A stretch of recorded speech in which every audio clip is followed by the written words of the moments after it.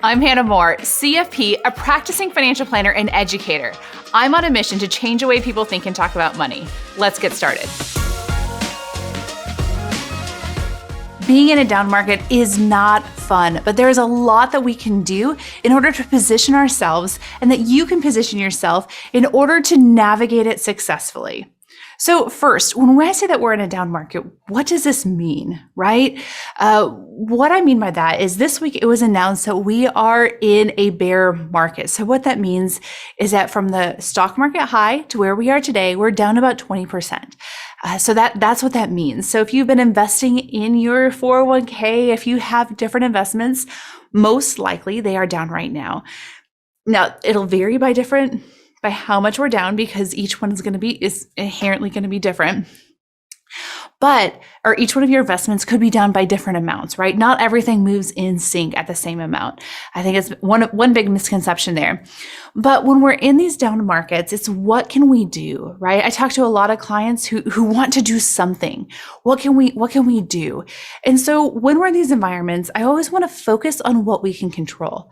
I have very little control over what Walmart or Target or Exxon or, Amazon, what they do in order to make money. I mean, I do buy a lot from Amazon and Target and, the different places, but I truly don't have control over what they're doing or what that looks like, right? And so I know a lot of people stress a lot about what is it about things that are completely outside of our control. So when I say focus on what you can control, so a couple things. One, do you have a good track of what your monthly budget is?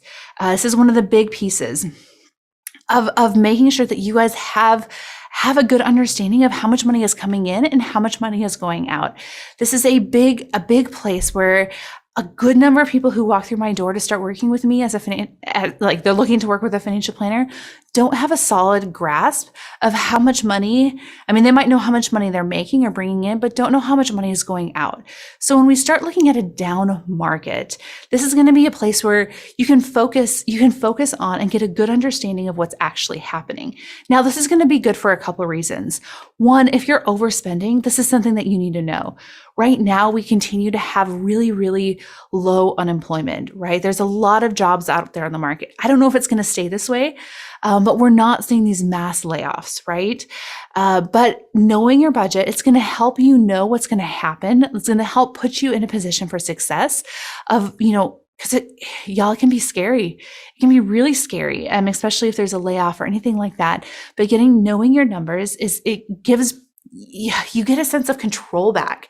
You go from being powerless to having a sense of control and power over your situation. So focus on your budget, understanding what that looks like. So that's one piece. The second piece is look at the rest of your financial planning pictures.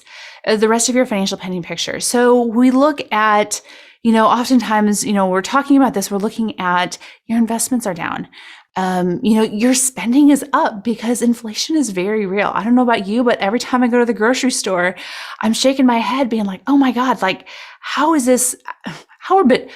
eggs this expensive? But it's over everything.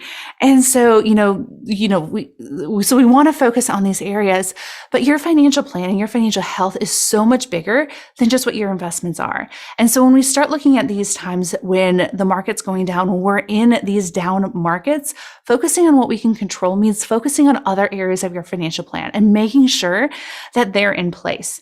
So specifically, we look at estate planning, right? Again, not the happiest of topics, but very much a foundational element. So when I think about this, do you guys have wills in place? Do you guys have, if something were to happen to you or your spouse, or if you have, if you're married or your significant other, if you have kids, what's the plan? I know it's not the happiest of topics, but when we start looking at these down markets, the thing that really is the biggest risk to somebody is that they pass away or they're disabled. Are you protected in those spaces? Do you have life insurance? Do you have disability insurance, right? Those are big places when the market's going down and you want to help make your financial picture look better and you're worried about the future. Focus on these pieces because these are things that we can control. We can get that life insurance in place. We can get that disability insurance in place. We can get your estate planning documents in place so that if the true worst did happen, you're prepared for it. I mean, nobody can truly be prepared for all of this, but you really have those pieces in order to make it easier for you, for your family, for everyone else. So if you don't have those in place, focus on that. So the third place to focus on is your human capital. So this is, especially if you are younger, this is your biggest asset, right? We can talk about the housing market, we can talk about investments, we can talk about all of these things. But when we look at truly what is our biggest asset, it is often our human capital. And so what I mean by that is my salary, right? That is my biggest asset right now in my life, is how much earning potential I have.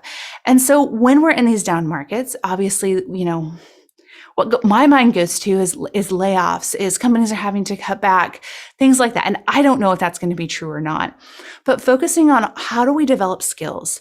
Go on LinkedIn, start networking in those spaces, develop a new skill set, right? Expand what you're doing at work, really focus on and think about what is it that you want to be doing professionally. Are there other ways that you could be, expanding what your earning potential is? In my space, designations are a really big deal. Is there another designation that you can get that would increase your skill set, that would, if you were to move jobs or even your current job, increase the amount that you're paid? Because that is your true biggest asset, right? My ability to earn money. If, in all these down markets, that's the biggest piece. If you lose your job, it's a whole different ballgame, right? But if you continue to make yourself marketable, if you continue to network, if you continue to explore new areas and continue to grow yourself professionally, you're going to have a lot more opportunities on that side. This includes if you're a business owner. There's a whole host of things you can do on the business owner side of it to be expanding your business and exploring what this looks like. In some of the worst markets, it's some of the biggest points of innovation, right? Of what can happen. We've seen it for ourselves we've seen some of our biggest growth happen when the market's been the hardest. Yes, we had to put the work in. We did that, but it created a huge opportunity. And there's so many opportunities on that business owner side of it. So when we're in a down market, focus on what you can control. Your budget. Look at your budget, gain control of that. You have your estate planning documents, your insurance. Look at these other areas of your personal finances.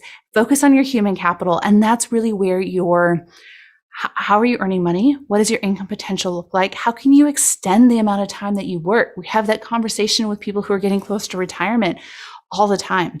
Great conversation there.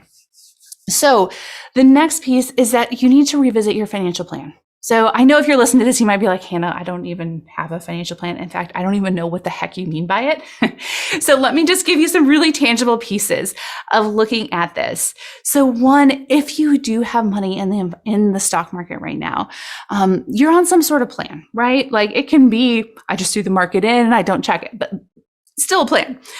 So what I would encourage you to do, this is what we're doing with our clients right now, is to check your portfolio, to check your investments and say, is this still the right risk level? Because not all investments are created equal. There are some that are far riskier than others. It comes down to a risk tolerance, right? Question. So like if I'm helping a 20-year-old invest their money versus a 65-year-old, their investments are going to look very different. And so this is a great time, not necessarily to be looking at, oh my God, the market fell, so much, but really be looking at, am I in the right investments for where we are in life and for our financial goals? And so that's going to be the question. That's what I go back to repeatedly with clients when I'm looking at their investments. Is this still aligned with where we want to be? Now, one just thing to keep in the back of your mind is we're in a down market right now. Over the history of the stock market, there's usually 3 years of up market to 1 year of down market. So it's roughly. So 3 years of up markets to 1 year of down market. So it's very likely that we have a down market this year.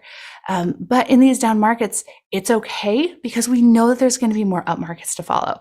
I don't know if it means that we're going to have 2 years of down markets, 3 years. I don't know. But what I know is that there is a pattern to this, and it's usually a 3 to 1.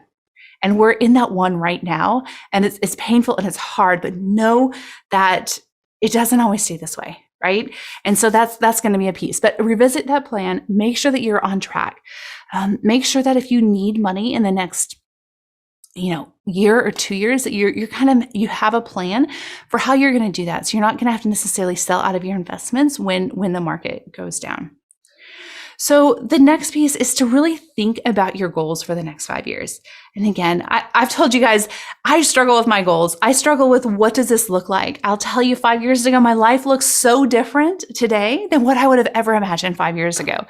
And so I say this knowing that it doesn't always translate, but think about what is it that you want in 5 years? What do you want your life to look like? What are the changes that you want to make? Or what are the things that you want to stay the same, right? It's not always about changes that we want to make. And think about that and think about what do you need to do in order to get there? Because what I find oftentimes is that can provide some really tangible steps for you. So it could be that you want to remodel your home. It's a great one. I see it fairly often. You can start saving money for that. You can kind of build out a plan of where are we going to get this money from? What is this going to look like? Perhaps you want to do a career change. Perhaps you want to start a family, whatever it could be. Perhaps you want to move. I don't know what that is, but really focus on what are those short to mid, you can call that a midterm goal. Perhaps you want to run for election. I don't know. But looking at what those goals are, it's going to help put everything into context for you. And then if you can get that into context, it helps you understand that, is this a really big deal that my investments have gone down? For some people, the answer could very well be yes. For a lot of people, the answer is going to be no, as saying that I have the time frame to do more with this. So the last piece here of what to do in a down market is see if you have extra cash laying around. I know it can be so counterintuitive, but the stocks are on sale right now. The market's going down. We are calling our clients who we know have cash on the sidelines and saying, okay, let's do what we just talked about. Do you have your firm plan in place? Do you know what your budget numbers are? Do you know what you need in the next, 1 to 5 years for your goals? Right? Do we know what those cash needs are? And then everything above that, let's talk about investing this in the market, because it is a great time to be investing in the market with these dips. Again, I know that that is not everybody's story, but if it is yours, it is something to seriously consider, because you'll be able to see, these upticks happen in the market. And I don't know when it's going to be. I don't know if it's going to be next week. I don't know if it's going to be next month. I don't know if it's going to be next year or 2 years or when the time frame will be on it. But I know that we're investing in companies with an objective to make money.